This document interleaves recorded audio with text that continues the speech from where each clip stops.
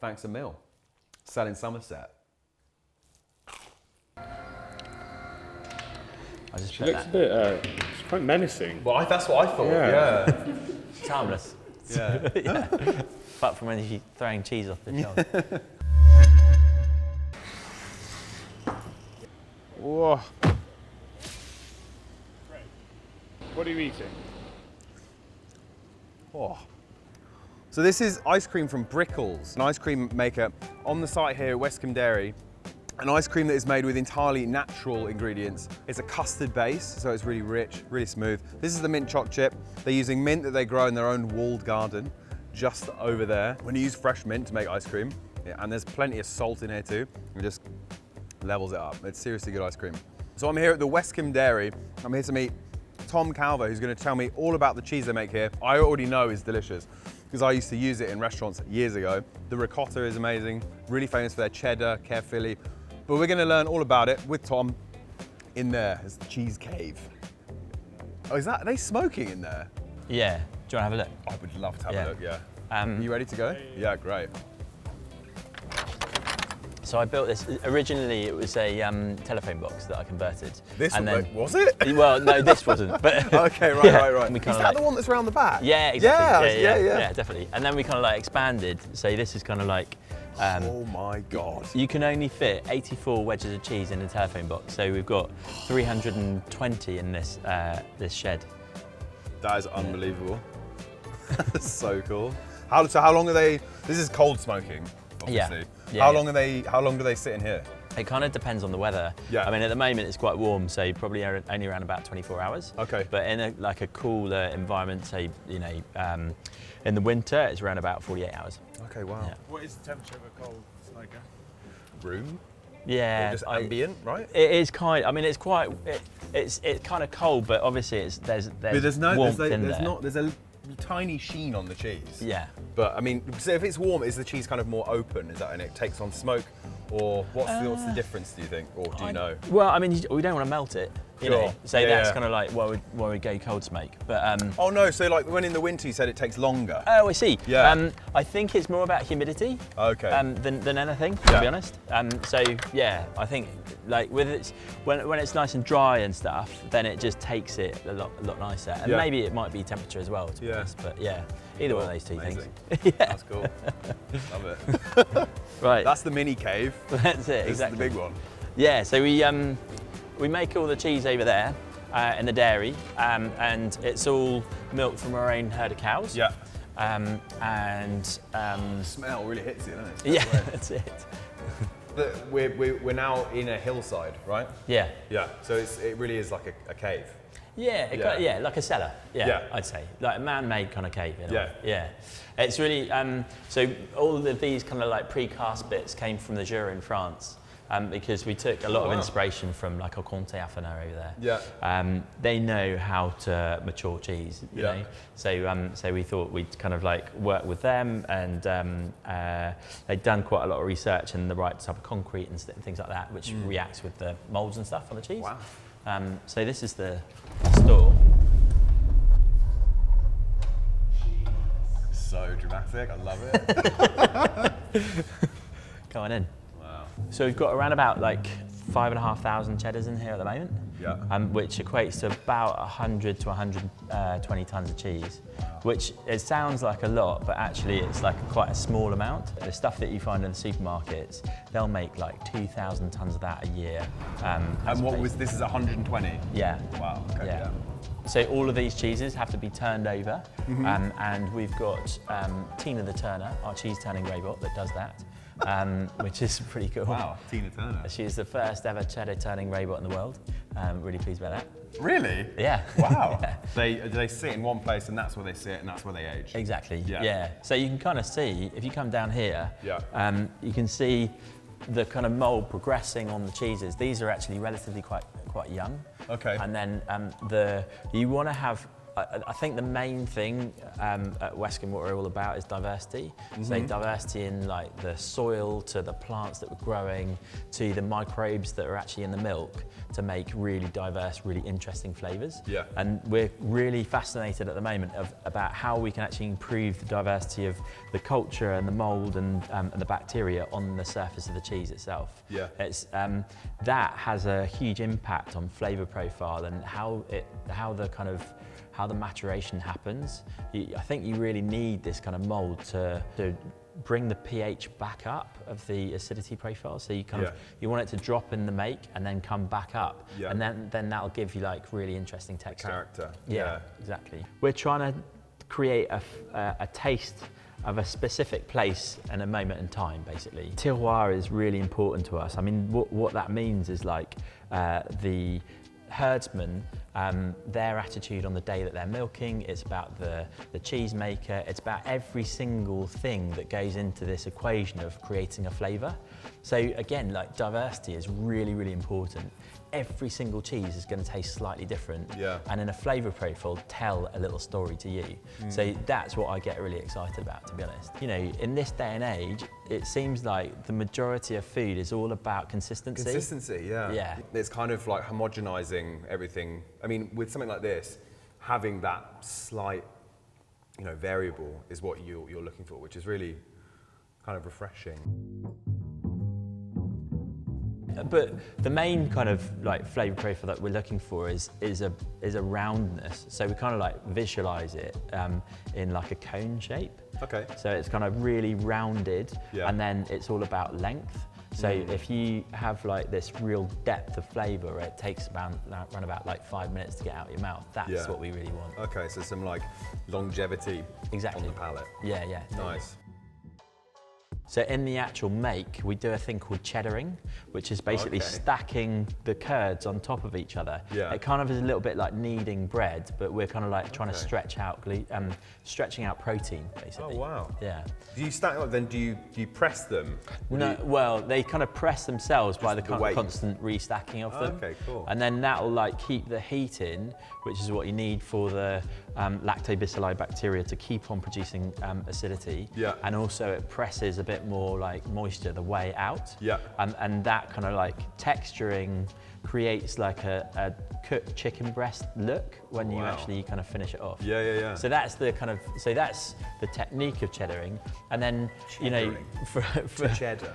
And then the actual like flavour, I think it's all about, as I say, like texture, but you want to have a bit of a snap to it. Okay. But then it's got to deliver lots of length.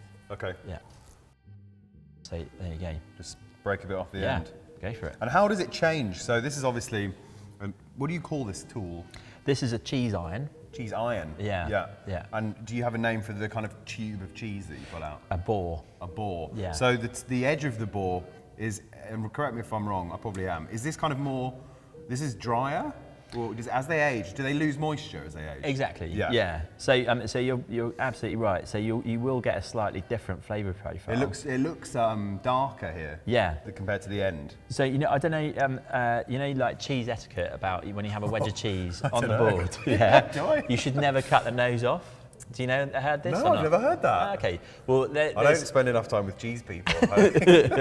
So it's kind of an old school etiquette, but the rationale behind it is because actually you want to have an experience of all the different areas of the cheese because they taste slightly different. Okay. Yeah. So what, and you should never go for the middle piece, is that what you mean? Like on a cheese board. But Right. here, because if you're going to be grading, so this action of what we're doing now is grading. Yeah. And so if you're tasting multiple cheeses, you want to try and taste the same bit because then Okay. you've got that kind of reference point. Yeah. Yeah.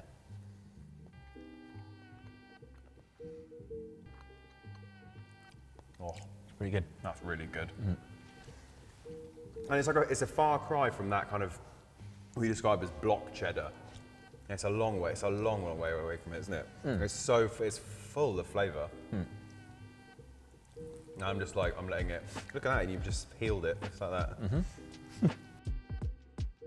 you know, I mean, to be honest, even here at Westcombe, we don't tend to enter into awards and things like that. I think the best recognition that we can get is for somebody to consume it and, you know, use their own hard-earned cash to actually buy something that we produced. Because it's definitely not the cheapest cheese out there, but it's not the most expensive. It's a real kind of like fine line to find that level. But also just, you know, that's where we can see some value, you know, in people's faces. Well, I mean, it's stuck in my head for years and years and years. Yeah, that's so cool. I'm pleased to see it in action. Well, thank you.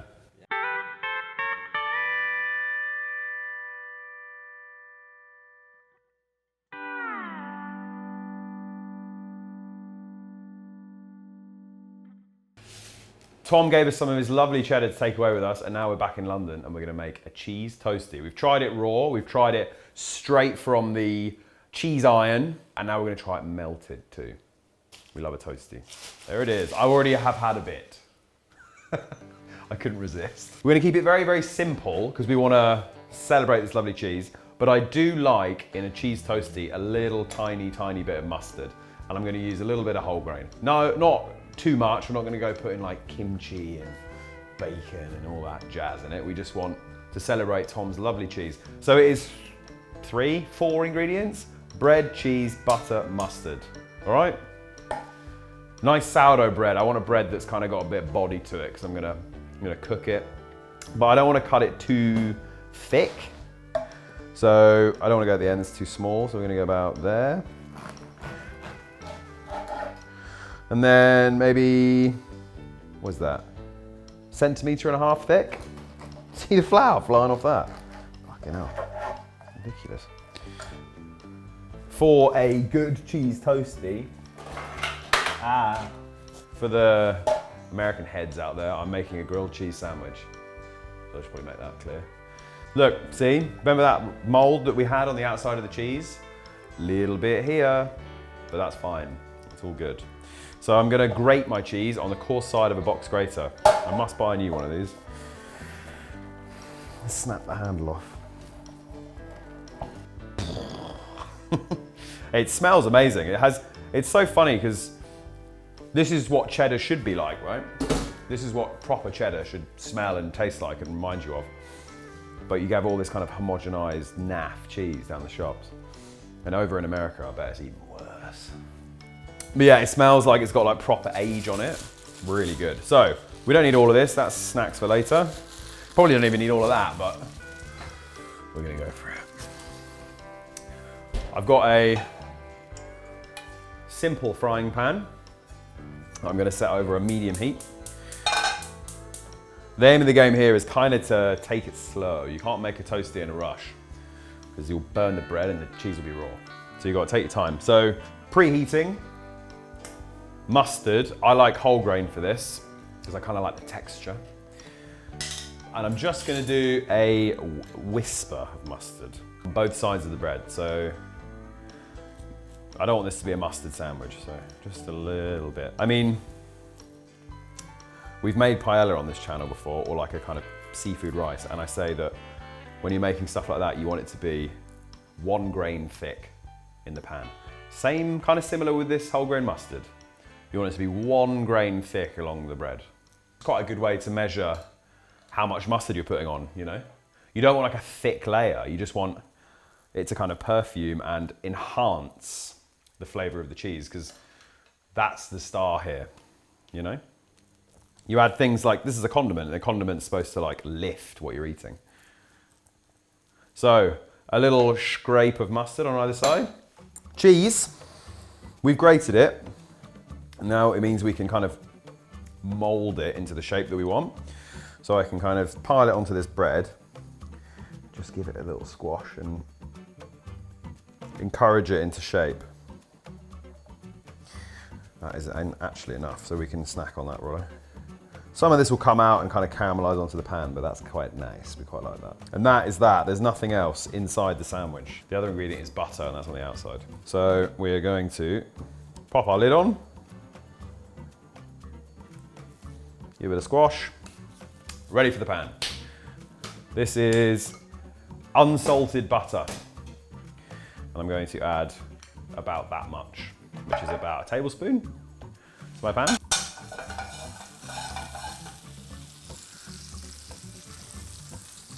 See how it's melting and it's foaming, but it's not burning, which is what we want. Maybe a touch more. This is not a healthy thing to eat, so don't get hung up on that. All right. And then the sandwich goes straight in. Ow. Just give it a little swirl around because you kind of want that bread to soak up this butter. Woo! Yeah, gorgeous. And now turn it right down and wait. So this is a pan weight. It's basically just something heavy. If you don't have one of these, use another pan. You can buy these things, and I think they're really useful to have actually. If you're cooking like a piece of chicken, steak, anything that is being seared in a pan. So I'm going to plonk this on top, and it's going to press the sandwich into the pan. You see me doing this in like American diners, and they know how to make a good grilled cheese over there. So it presses the bread into the pan. You get a really nice even crust. Can you also use it to spin like that, which is quite handy. That's it. All right, let it cook.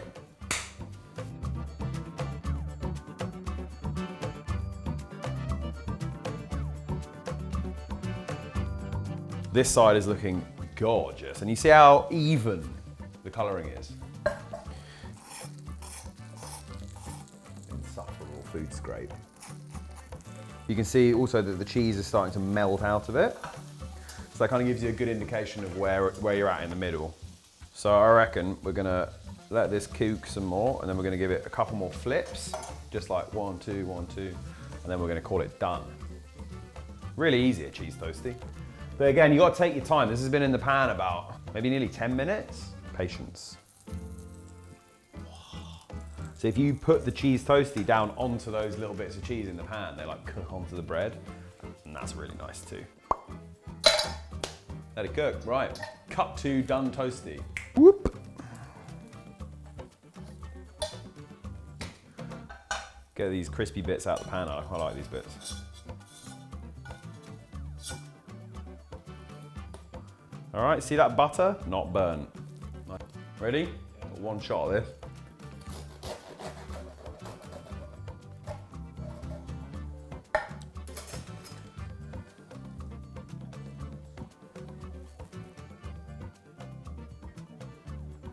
Yo! That is a delicious cheese toasty.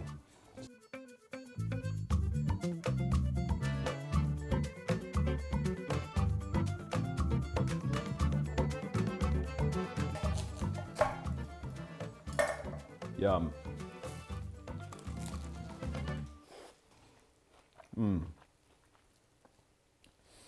It's really good cheese.